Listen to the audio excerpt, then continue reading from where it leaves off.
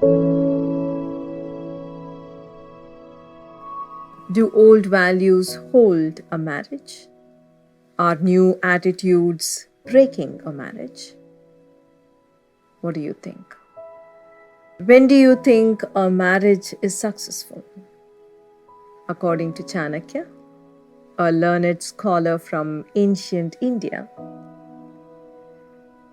a man should marry a woman from a family of an equal stature or lower stature than him for their marriage to be successful. It must have been so that the man will be the more dominant in the partnered relationship.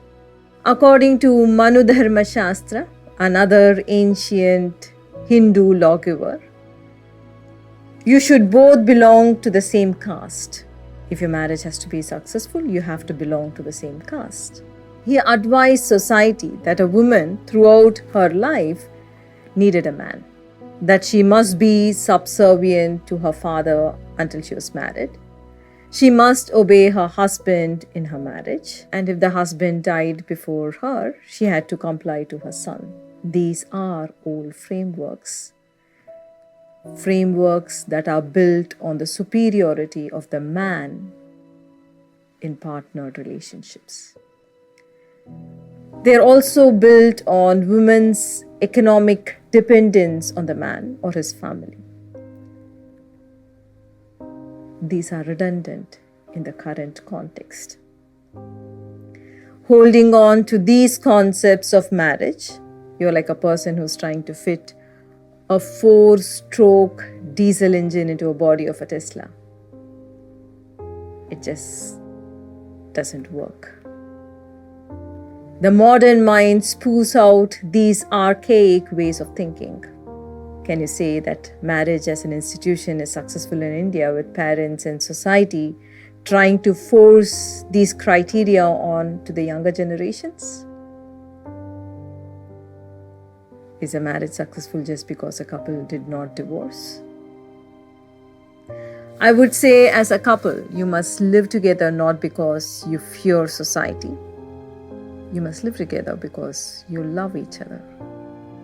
If these old ways of thinking are the problems of old culture, the neo relationships are largely built on romance, and it's largely built on physical attraction. In romance, your biology tricks you into seeing each other as being perfect. Your biology makes you believe that attaining the other means achieving the ultimate perfection and completeness you've been longing for in life. But physical allure can only last so long. Romance fades in course of time, and then you are left with reality. The reality of a partner with imperfections.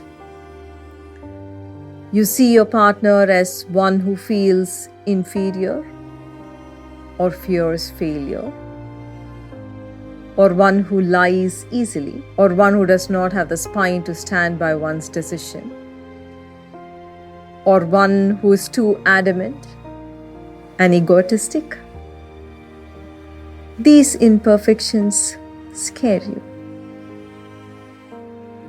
and make you want to run away from each other. Suddenly, the fairy tale becomes a horror story. You don't know how to handle this phase, and what you do is progressively hurt each other and become enemies. Loving partnered relationships are not built on old values, nor are they broken by new attitudes. Both of you need to grow as human beings. You need to become whole in yourselves, and from that inner wholeness, bring joy to each other. As a couple, do you have the dedication and passion to make your marital relationship or your partner relationship work? Do you have the courage to grow? A permanent, unchanging state of love in a relationship is an assumption. Just like everything else, love too changes. It changes and evolves over time. If you realize this, you will rise in love together.